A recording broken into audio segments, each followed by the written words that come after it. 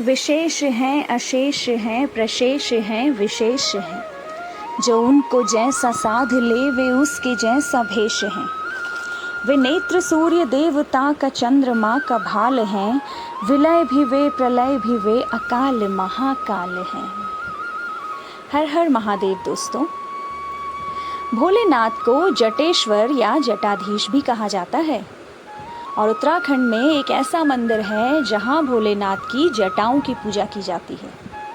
जी हाँ, और वो मंदिर है कल्पेश्वर महादेव, जहां भोलेनाथ के केशों की पूजा की जाती है। तो नमस्कार दोस्तों, मैं ज्योति बर्तवाल स्वागत करती हूँ आप सभी का एक बार फिर से अपने YouTube चैनल में, और अपने YouTube चैनल के माध्यम से स्वागत करती हूँ आप सभी का देवभूमि उत्तराखंड में। और मेरा आज का वीडियो भोलेनाथ को समर्पित है। बहुत लंबे समय अंतराल के बाद मैंने आज अपना एक नया वीडियो, एक बहुत ही ख़ास वीडियो बनाया है, जिसमें आपको कल्पेश्वर महादेव के बारे में काफ़ी रोचक जानकारियाँ मिलने वाली हैं। इसके अलावा कुछ और ख़ास मंदिर हैं जो मार्ग में पड़ने वाले हैं। तो इसके लिए आप वीडियो को एंड तक ज़रूर देखिए, और अगर आपने अभी तक मेरे चैनल को सब्सक्राइब नहीं किया है तो सब्सक्राइब ज़रूर कीजिए। लाइक, शेयर एंड कमेंट करना बिल्कुल मत भूलिए। तो चलिए ज़्यादा समय ना गंवाते हुए मैं शुरू करती हूँ आज का बेहद ख़ास वीडियो। हर हर महादेव।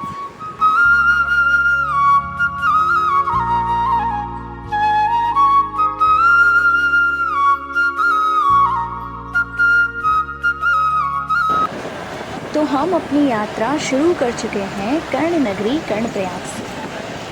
कर्णप्रयाग से कल्पेश्वर महादेव की दूरी लगभग 82-83 किलोमीटर है, और बद्रीनाथ हाईवे पर ही जोशीमठ से लगभग 12 किलोमीटर पहले हेलंग से एक रोड कटती है उर्गम घाटी के लिए।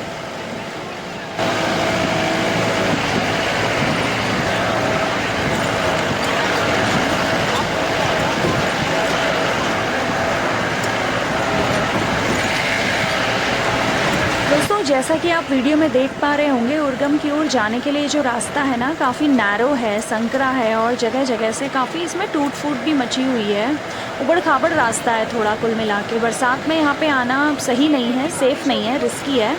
हम लोग बरसात में नहीं गए हैं, और हमने एक मैक्स बुक की है क्योंकि मेरे काफ़ी सारे दोस्त भी हैं, और हमने प्रेफर किया क्योंकि हमारे गढ़वाल में ड्राइवर भैया लोगों को काफ़ी एक्सपीरियंस होता है इस तरह के रोड्स पर गाड़ियों को चलाने का। तो अगर आपको भी एक्सपीरियंस है तो ही आप अपना कन्वेंस लेकर आएँ, अदरवाइज़ आप भी बुकिंग में आएँ।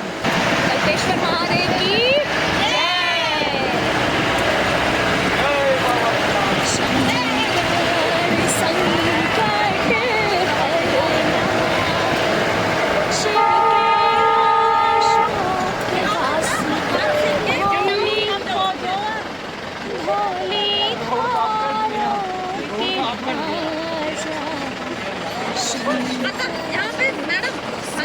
दोस्तों, रास्ता भले ही थोड़ा सा नैरो है, लेकिन सफ़र बहुत खूबसूरत है। चारों तरफ हरियाली ही हरियाली, और सामने देखिए तो छोटे छोटे पहाड़ जो कि काफ़ी दूर भी दिखाई दे रहे हैं, पास भी दिखाई दे रहे हैं। इतने खूबसूरत से गांव हैं। ये लोग यहाँ पर आकर ऐसे बसे हुए हैं।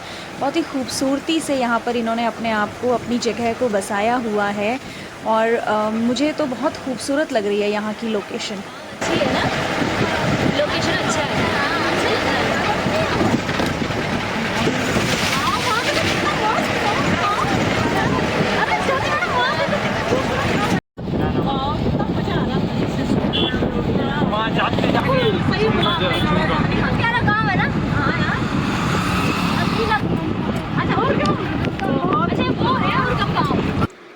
ये हम पहुंच गए हैं देवगांव में। दोस्तों, उर्गम घाटी में लगभग 12 छोटे छोटे गांव हैं, और हम लोग अभी देवग्राम में हैं, जिसको देवगांव भी कहा जाता है, और यहीं पर कल्पेश्वर महादेव जी विराजमान हैं।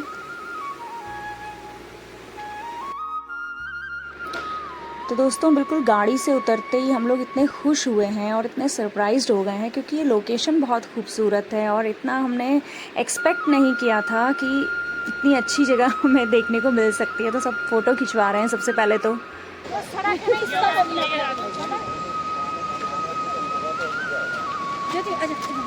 दोस्तों यहाँ से लगभग 1 किलोमीटर पैदल हम लोगों को चलना है, बहुत ज़्यादा नहीं है ऐसा हमें बोला जा रहा है। और ये देखिए नीचे ये है कल्प गंगा नदी। अभी थोड़ी देर पहले मैंने आपको एक झरना दिखाया था ना, वही झरने से ये पानी आ रहा है और इसको कल्प गंगा कहा जाता है। पहले इसको प्राचीन काल में हिरण्यावती नदी के नाम से भी जाना जाता था। तो दोस्तों अब मैं आपको एक पौराणिक कथा सुनाने जा रही हूँ और आप देखिएगा कि इस कथा के समाप्त होते ही आपको भगवान शंकर जी के दर्शन ज़रूर होंगे। हर हर महादेव। हर हर महादेव। तो बात ये है कि महाभारत के युद्ध के बाद पांडवों को बहुत ही ग्लानि होती है कि उन्होंने युद्ध में अपने बहुत सारे सगे संबंधियों और ब्राह्मणों का वध कर दिया है, जिसका प्रायश्चित करने के लिए वे भगवान शंकर की खोज में निकल पड़ते हैं। लेकिन भगवान शंकर उनसे बचने की कोशिश करते हैं।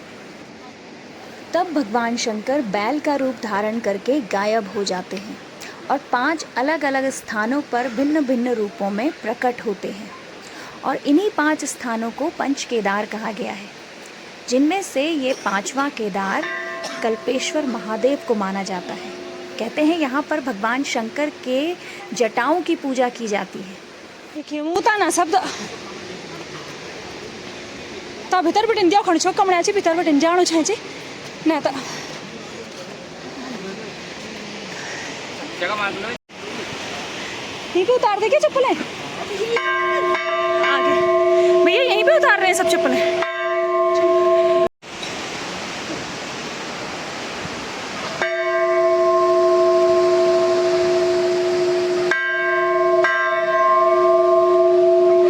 जय हो भोलेनाथ।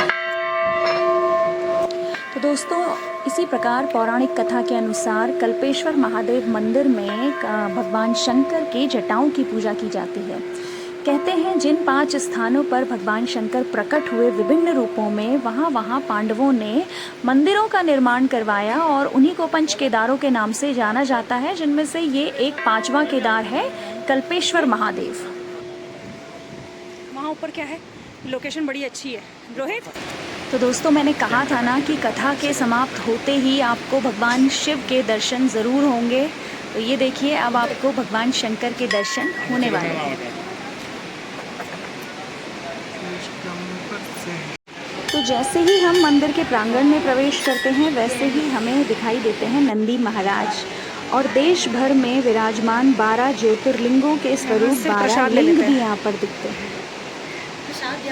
हाँ।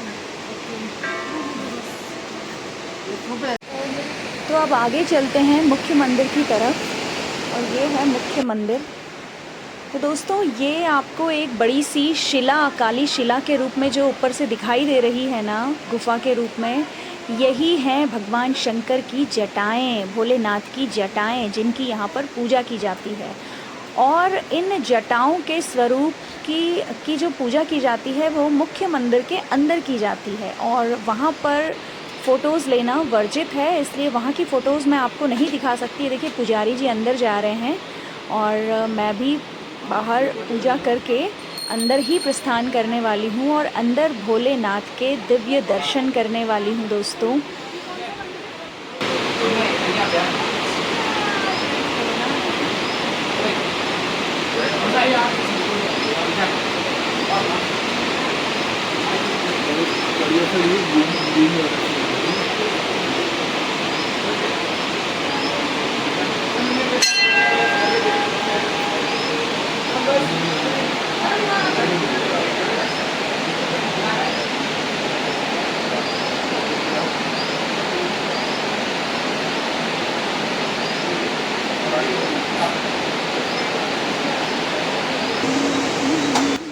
दोस्तों मुख्य मंदिर के बिल्कुल पीछे एक छोटा सा कुंड भी है और उस कुंड के जल को ही प्रयोग किया जाता है भगवान शंकर के अभिषेक करने के लिए।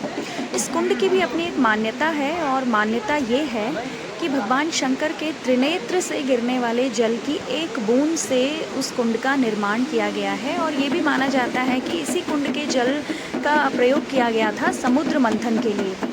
तो ये भी एक बहुत ही विचित्र बात है जो मैं आप सभी के साथ शेयर करना चाहती हूँ। और ये देखिए, ये है कल्प गंगा, जिसे पहले हिरण्यावती नदी कहा जाता था।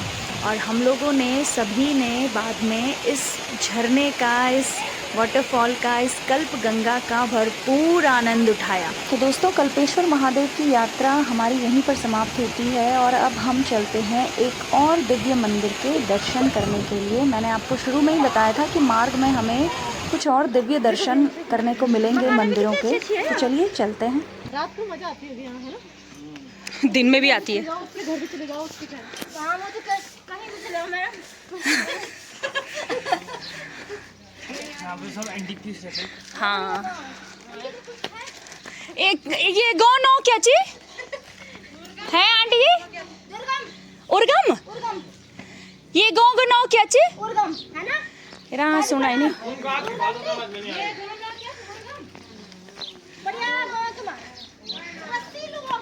अंकल जी अंकल जी, आपके गांव का नाम क्या है? उर्गम है ना? ठीक है। बड़ा सुंदर। अब है? हाँ हाँ हाँ, पूरा उर्गम है ये पूरा। कहाँ है शहद? वो देखो वो अभी बना रहे हैं, मतलब बन रहा है। शहद है ना उधर? ये सही कह रहा है। हाँ, छोड़ना आना पड़ेगा। कौन है वो शहर पाल? हाँ, ऐसी इशू स्लो। हाँ, वो तो सब जगह पहुंची भी। बढ़िया गाँव छी नहीं, बिल्कुल बाटम आकी अन भी नहीं कि चढ़े वाली अनवोलू तनवोलू। ये सीता मैडम, ये किस चीज का पेड़ है? ये तेज पत्ता है। तेज नहीं, दाल हाँ, ये दालचीनी का ही पत्ता है, पौधा है ये। अभी यहाँ जंगलों में बहुत होता है। तो हाँ घास की लाद बहुत रहता है जहाँ पे बांध घास का रहता है। हाँ।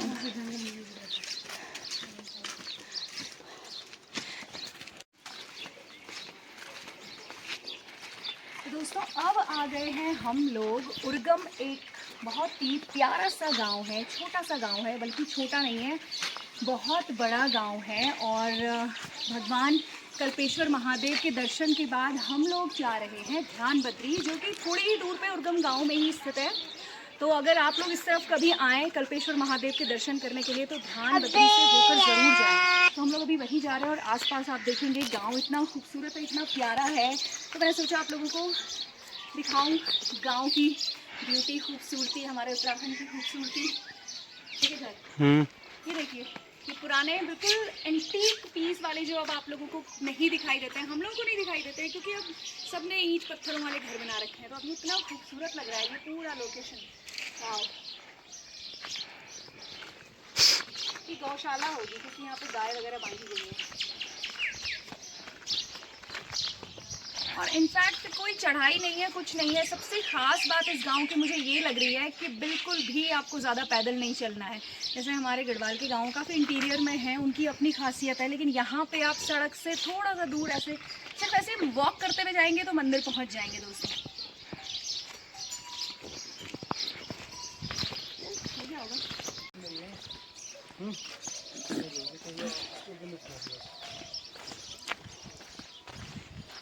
ये है Linguda. This is Linguda. Yes, ये है लिंगुड़ा। मिल गया मुझे, है ना?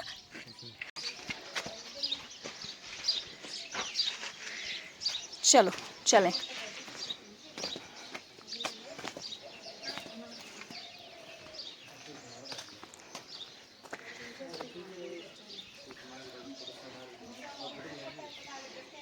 अरे यार, यहाँ पे तो हम लोग कुछ चढ़ाने के लिए लाए नहीं, मगर मैं तो ऐसा आइडिया ही नहीं था यहाँ पे के लिए। ज्योति दीदी, पुदीना हमारे यहाँ छक हो रखा है। तो दोस्तों, ये है ध्यान बद्री। कहते हैं ना हमारे गढ़वाल में पंच बद्री पंच केदार सब यहीं पर है। सब कुछ जन्म से लेकर मरण तक हर चीज़ आपको उत्तराखंड में ही मिलने वाली है दोस्तों। और अभी हम लोग हैं ध्यान बद्री में, और कहते हैं ध्यान बद्री में भगवान विष्णु ध्यान मुद्रा में विराजमान है। और अंदर जैसा कि आपको पहले भी कई बार मैं बता चुकी हूँ कि जो भी इस तरह के मंदिर होते हैं वहाँ पर फ़ोटोज़ लेना वर्जित होता है, तो फ़ोटोज़ मैं आपको नहीं दिखा सकती। लेकिन जब भी आप यहाँ पर आएँ कल्पेश्वर महादेव, कल्पनाथ महादेव की यात्रा करने के लिए, तो उर्गम गांव, उससे पहले एक गांव पड़ता है, वहाँ पर हैं योग ध्यान बद्री जी। तो उनके दर्शन भी आप ज़रूर करें, क्योंकि आप इतनी दूर से दर्शन करने आएंगे, हो सकता है आप लोगों को पता हो ना पता हो, क्योंकि हमें भी नहीं पता था। तो हम लोगों ने दर्शन किए हैं भगवान बद्रीनाथ के, जो कि योग ध्यान में विराजमान है। और इसके साथ ही ये है खूबसूरत सा उर्गम गांव। और ये देखिए सभी लोग मंदिर में थोड़ा सा विश्राम कर रहे हैं, थोड़ा सा रिलैक्स कर रहे हैं। हृदयेश मेरे लिए उंगली में ले आना है। ए हृदयेश, मेरे लिए उंगली में ले आना है, और ईशू पे भी लगा देना। हे बद्रीनारायण।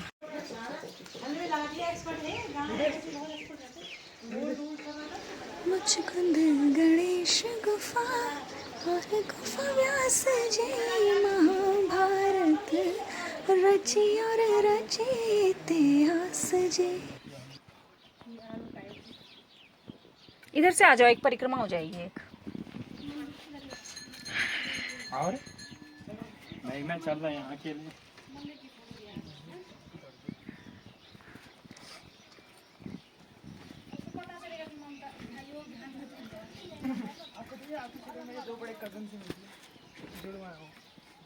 आपको लगता है इनकी शक्ल अबू लबू वैसे मिलती है? बिल्कुल मिलती है ना?